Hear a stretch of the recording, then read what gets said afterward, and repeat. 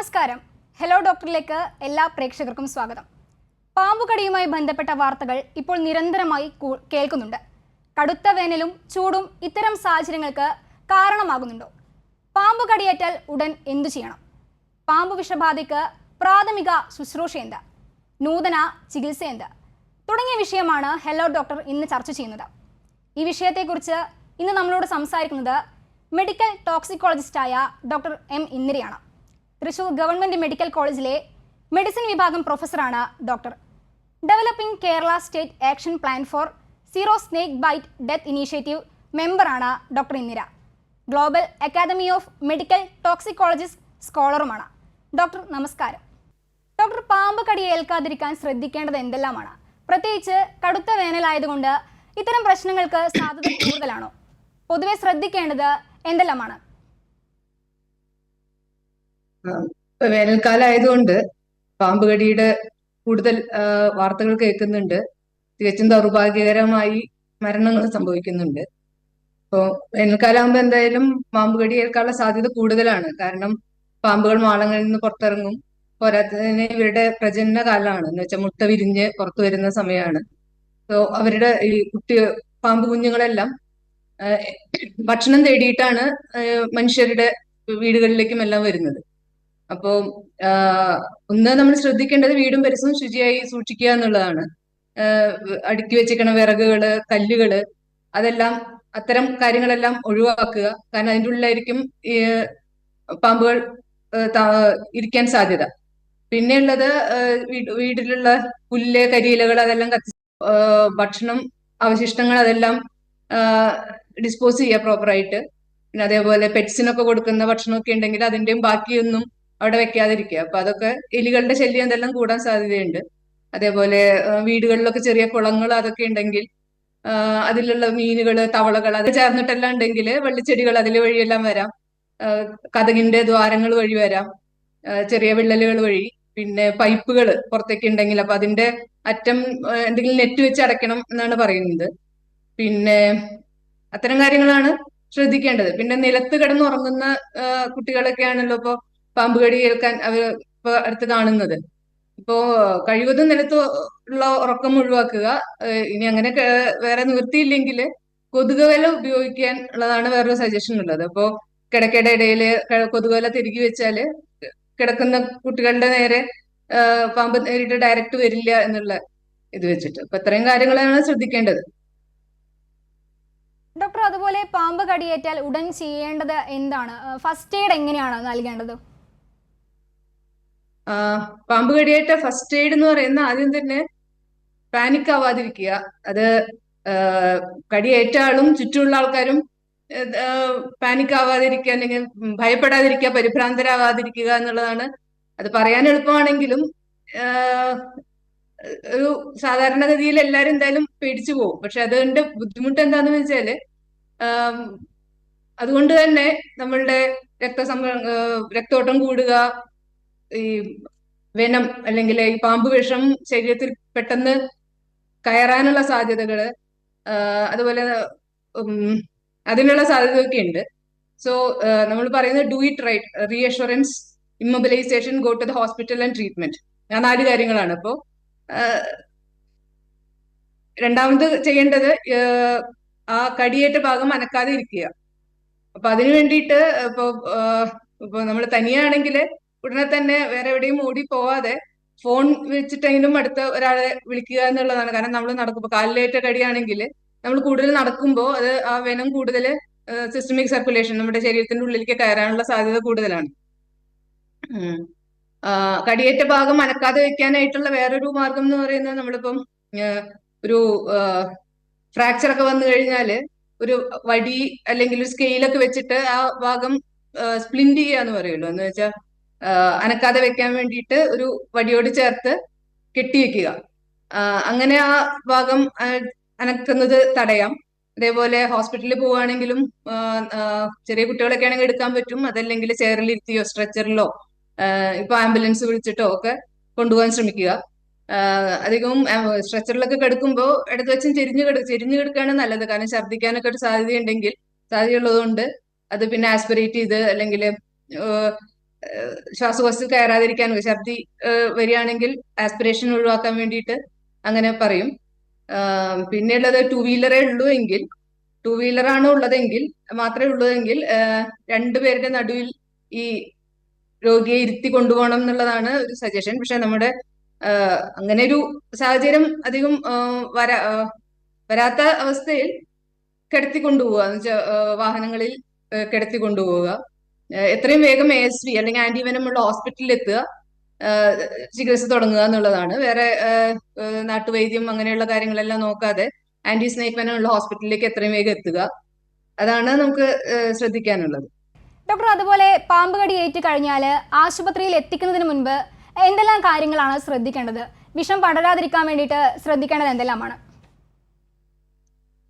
നേരത്തെ നമ്മൾ സംസാരിച്ച ഫസ്റ്റ് എയ്ഡ് ചെയ്യുന്നത് തന്നെ ഇത് വിഷം പടരാതിരിക്കാൻ ശ്രദ്ധിക്കേണ്ട കാര്യങ്ങളിൽ പെട്ടത് തന്നെയാണ്. ഇമ്മൊബിലൈസേഷൻ, റീഅഷുറൻസ് എന്നുള്ള കാര്യങ്ങൾ. പിന്നെ നമ്മൾ കാണാറുള്ളത് പാമ്പ് കടിയേറ്റാൽ എല്ലാവരും പാമ്പിന്റെ പിന്നാലെ പോകാറുണ്ട്, പാമ്പിനെ കൊല്ലാനും ആൾക്കാരെല്ലാം അതിന് ചുറ്റും കൂടുന്നത്. അപ്പൊ അതെല്ലാം ഒരു ഗോൾഡൻ അവേഴ്സ് ആണ് നഷ്ടപ്പെടുത്തുന്നത്. ഒരു പേഷ്യന്റിനെ എത്രയും വേഗം ASV ഉള്ള ഹോസ്പിറ്റലിൽ എത്തിക്കുക എന്നുള്ളതാണ് അത് ചെയ്യേണ്ടത്. അതുപോലെ മുറിവുകൾ കഴുകാൻ നിൽക്കുകയോ വേറെ മുറിവിന് രക്തം വലിച്ച് കളയാൻ ശ്രമിക്കുക, അതൊന്നും ചെയ്യാതിരിക്കുക.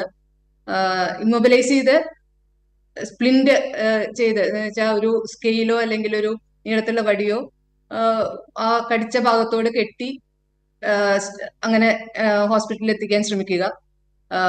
ഇങ്ങനെ നമ്മള് ഇപ്പൊ ടൂർണിക്കയുടെ ഉപയോഗം നമ്മൾ അധികം ഇപ്പൊ പ്രൊമോട്ട് ചെയ്യുന്നില്ല, കാരണം അത് ഉപകാരത്തെക്കാൾ കൂടുതൽ ഉപദ്രവം വരുന്നതായിട്ട് കാണുന്നുണ്ട്. കാരണം വിഷം കയറാതിരിക്കാൻ വളരെ ശക്തിയായി കെട്ടിയിട്ട് ഈ കൈയിലേക്കും കാലിലേക്കുള്ള രക്തോട്ടം അത് തടസ്സപ്പെടുത്തി പിന്നീട് ആ കൈ അവിടെ ഇൻഫെക്ഷൻ കൂടാനും രക്തോട്ടം ഇല്ലാതെ അത് മുറിച്ചു കളയേണ്ട അവസ്ഥ വരെ കാണാറുണ്ട്. അതുകൊണ്ട് തന്നെ ഒരു കൈ അനക്കാതിരിക്കാൻ വേണ്ടി ഒരു റോഡ് അങ്ങനെ എന്തെങ്കിലും വെച്ച് കെട്ടുമ്പോൾ തന്നെ കെട്ടലിന്റെ ഉള്ളിൽ നമ്മുടെ ഒരു വിരലിൽ കടക്കാനുള്ള സ്ഥലം ഉണ്ടായിരിക്കണം. അങ്ങനെയാണ് നമ്മൾ സജസ്റ്റ് ചെയ്യുന്നത്. എത്രയും വേഗം ASV ഉള്ള ഹോസ്പിറ്റലിൽ എത്തിക്കുക. ശരി ഡോക്ടർ, വ്യക്തമാണ്. ഡോക്ടർ, അതുപോലെ പാമ്പാണ് കടിച്ചത് എന്ന് അറിയാതെ പോകുന്ന സാഹചര്യങ്ങളും ഉണ്ടാകുന്നുണ്ടല്ലോ. എന്താണ് ഇതിന്റെ പ്രധാന ലക്ഷണങ്ങൾ എന്ന് പറയുന്നത്? പാമ്പാണ് കടിച്ചതെന്ന് അറിയാത്തതാണ് ഒരു ബുദ്ധിമുട്ടുണ്ടാകുന്ന ഒരു അവസ്ഥ. പ്രത്യേകിച്ചും കുട്ടികളിലെല്ലാം, കുട്ടികൾ പുറത്തു പോയി കളിക്കുന്നു, എന്തോ തട്ടിയെന്ന് തോന്നുന്നു, അവർ ഒരുപക്ഷെ വീട്ടിൽ പറയാതെ ഇരിക്കാം. അപ്പൊ അത് ഉള്ളപ്പോ പാമ്പ് കടിയുടെ ഹിസ്റ്ററി ഇല്ലെങ്കിൽ വീട്ടുകാരും അറിയില്ല, എന്തെങ്കിലും ബുദ്ധിമുട്ടായി ഹോസ്പിറ്റലിൽ കൊണ്ടുവന്നാൽ ചിലപ്പോ അതും മിസ് ചെയ്ത് പോകാൻ സാധ്യതയുണ്ട്, ഡോക്ടേഴ്സിന് മിസ് ചെയ്ത് പോകാൻ സാധ്യതയുണ്ട്. അപ്പോ എന്തെങ്കിലും കടിച്ച പാടുകൾ കണ്ടു കഴിഞ്ഞാൽ ആ ഭാഗത്തുനിന്ന് രക്തം വരുന്നുണ്ടോ, ഇപ്പൊ അണലി പോലുള്ള പാമ്പാണ് കടിച്ചതെങ്കിൽ ആ ഭാഗത്തുനിന്ന് കൂടുതൽ രക്തം വരാൻ, രക്തസ്രാവം ഉണ്ടാവാൻ സാധ്യതയുണ്ട്. മേലെല്ലാം പല്ലുന്ന് രക്തം വരിക, മേലെല്ലാം രക്തം കട്ടയാവാതെ നീല കളർ വരിക, അത്തരം സാധ്യതകളെല്ലാം ഉണ്ട്. പിന്നെയുള്ളത് വെള്ളിക്കെട്ടൻ അല്ലെങ്കിൽ മൂർക്കൻ, അതെല്ലാം കടിക്കുമ്പോൾ കൂടുതലും ഈ നെർവസ് സിസ്റ്റത്തിനെയാണ് അത് ബാധിക്കുന്നത്. അപ്പോൾ ചിലപ്പോ കൺപീലികൾ അടഞ്ഞു പോകുക, ഉറക്കം തൂങ്ങുന്ന പോലെ അടഞ്ഞു പോവുക, കഴുത്ത് നേരെ ഉറച്ച് നിൽക്കാൻ പറ്റാതിരിക്കുക, മസിലിന്റെ വീക്ക്നെസ് കാരണം, ഭക്ഷണം ഇറക്കാൻ, വെള്ളം ഇറക്കാൻ തടസ്സം, ഇറക്കുമ്പോൾ അല്ലെങ്കിൽ ചുമക്കുക, മൂക്ക് കൂടെ വരിക വെള്ളം, ആ രീതിയിലുള്ള പ്രശ്നങ്ങളെല്ലാം കാണാം. അതാണ് നെർവസ് സിസ്റ്റത്തിനെ അഫക്ട് ചെയ്യുമ്പോൾ. ഒരു പക്ഷെ ഇതൊന്നും ഇല്ലാതെ വയറുവേദന, ഛർദി എന്നുള്ളത് മാത്രം പാമ്പ് കടിയുടെ ലക്ഷണമാകാം. ഇപ്പോ കുട്ടികൾ പ്രത്യേകിച്ച് അല്ലെങ്കിൽ വളരെ മുതിർന്നവർ പ്രത്യേകിച്ച് ഇതിനെ പറ്റി പറയാൻ, സിംറ്റംസ് ശരിക്കും പറയാൻ അറിയാത്ത ആൾക്കാരൊക്കെ ഈ രീതിയിലുള്ള ലക്ഷണങ്ങൾ കാണിക്കുകയാണെങ്കിൽ നടക്കാനുള്ള ഒരു തളർച്ച, കൈകാൽ പ്രത്യേകിച്ചും കണ്ണുകൾ, കൺപീലുകൾ അടഞ്ഞു പോവുക, രണ്ടായി കാണുക, പറയുമ്പോ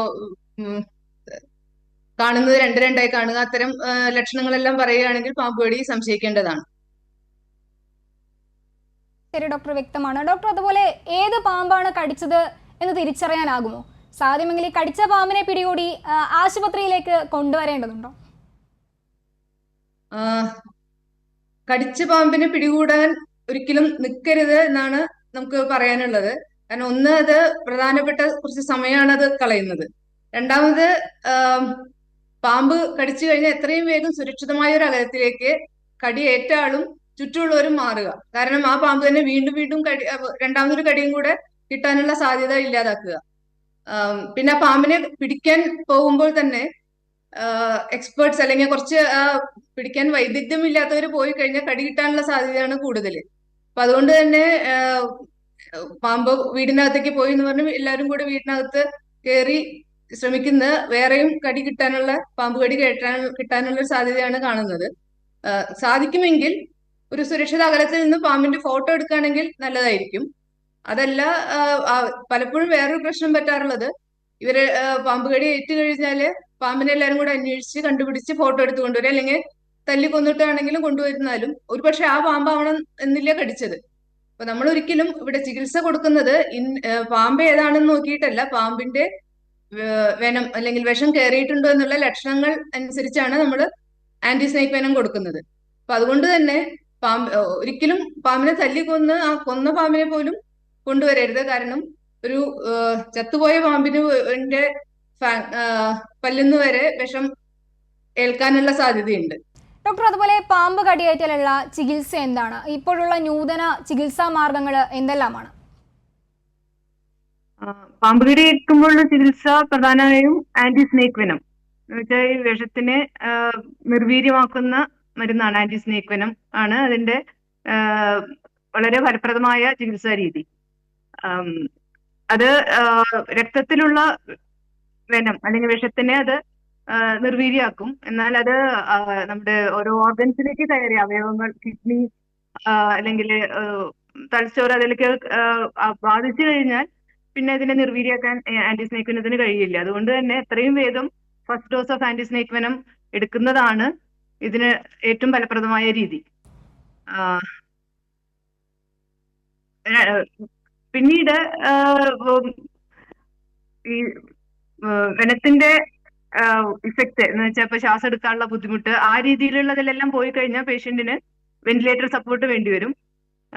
അതുപോലെ രക്തസ്രാവം, നിൽക്കാതെ വന്ന രക്തസ്രാവം അങ്ങനെയെല്ലാം ഉണ്ടെങ്കിൽ പ്ലാസ്മ അല്ലെങ്കിൽ ബ്ലഡ് പ്രോഡക്ട്സ് എല്ലാം കൊടുക്കേണ്ടി വരും. പിന്നെ പ്രത്യേകിച്ച് അണലി പോലുള്ള പാമ്പുകൾക്ക് ഉണ്ടാവുന്ന വിഷം കൊണ്ടുണ്ടാവുന്ന കോംപ്ലിക്കേഷൻ ആണ് കിഡ്നി ഇഞ്ചുറി, കിഡ്നിക്ക് ഉണ്ടാവുന്ന തകരാറ്. അപ്പൊ അത് സപ്പോർട്ട് ചെയ്യാൻ വേണ്ടി ഡയാലിസിസ് തുടങ്ങിയ മാർഗങ്ങൾ സ്വീകരിക്കേണ്ടി വരും. ഡോക്ടർ, അതുപോലെ ഇത് എത്രത്തോളം ഗുരുതരമാണ് ഈ കോംപ്ലിക്കേഷൻസുകൾ? കോംപ്ലിക്കേഷൻസ് മരണകാരണം ആകാവുന്ന അത്രയും ഗുരുതരമാണ്. സമയത്തിന് ആന്റി സ്നേക്ക് വെനം കിട്ടിയില്ലെങ്കിൽ പലപ്പോഴും കിഡ്നി സംബന്ധമായ കിഡ്നി ഫെയിലിയർ കാരണം രോഗി മരണപ്പെട്ടേക്കാം. അതേപോലെ കാലിലെല്ലാം ഇൻഫെക്ഷൻ കയറി അതിന്റെ ഇൻഫെക്ഷന്റെ ഭാഗമായി ബാക്കി ഓർഗൻസിനെല്ലാം ബാധിച്ച് മരണപ്പെട്ടേക്കാം. സമയത്തിന് ventilator support, anti snake venom കിട്ടുന്നില്ല, വെന്റിലേറ്റർ സപ്പോർട്ടും ഇല്ലെങ്കിൽ ശ്വാസം എടുക്കാൻ കഴിയാതെ രോഗി മരണപ്പെട്ടേക്കാം. അതുകൊണ്ടാണ് എത്രയും വേഗം ആന്റി സ്നേക്ക് വെനം ഉള്ള ഹോസ്പിറ്റലിൽ എത്തുക എന്നുള്ളത് നിർദ്ദേശിക്കുന്നത്. നാട്ടുവൈദ്യന്മാര്, വിഷവൈദ്യന്മാര് അവരുടെ അടുത്തെല്ലാം പോയി സമയം കളയാതെ മുറിവിനെ ഇമ്മൊബിലൈസ് ചെയ്യുക, അതിൽ വേറെ കഴുകുക അല്ലെങ്കിൽ കല്ല് വെക്കുക, പിന്നെ എന്താണ് ഐസ്, ചൂട് ഉപയോഗിക്കുക, അത്തരം കാര്യങ്ങളൊന്നും ചെയ്യരുത്. എത്രയും വേഗം ആന്റി സ്നേക്ക് വെനം കിട്ടുന്ന ഹോസ്പിറ്റൽ എത്തുക എന്നുള്ളതാണ് അതിന്റെ രീതി. ശരി ഡോക്ടർ, വ്യക്തമാണ്. ഡോക്ടർ, അതുപോലെ ആന്റി വെനം എടുത്തു കഴിഞ്ഞാൽ എത്ര ദിവസം ആശുപത്രിയിൽ തുടരേണ്ടി വരും?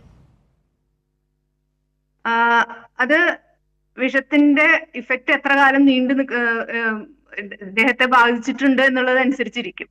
പലപ്പോഴും ഒരു 10 വയേഴ്സ് ഓഫ് ASV ആണ് നമ്മൾ ആദ്യം കൊടുക്കുന്ന ഡോസ്. അത് കയറിയ വിഷത്തിനെ നിർവീര്യമാക്കാം. പിന്നെ നമ്മളത് പേഷ്യന്റിനെ മോണിറ്റർ ചെയ്യുന്നത് രക്തം കട്ട പിടിക്കുന്നുണ്ടോ എന്നുള്ള ബ്ലഡ് ടെസ്റ്റുകൾ വഴിയാണ്. രക്തം കട്ട പിടിച്ചിട്ടില്ലെങ്കിൽ 6 മണിക്കൂറിന് ശേഷം നമ്മൾ വീണ്ടും അടുത്തൊരു dose of anti snake venom കൊടുക്കാറുണ്ട്. യൂഷ്വലി ഒരു 20-30 വയസ്സിൽ ആയിരിക്കും മാക്സിമം. അത്രയും വെനമേ കയറാൻ സാധ്യതയുള്ളൂ ഒരു സിംഗിൾ ബൈറ്റിൽ. അതിന്റെ ഉള്ളിൽ ശരിയാവേണ്ടതാണ്. അപ്പൊ പക്ഷേ ചില സന്ദർഭങ്ങളിൽ വെനം ഓൾറെഡി ഓർഗൻസിനെ ബാധിച്ചിട്ടുണ്ടാവാം.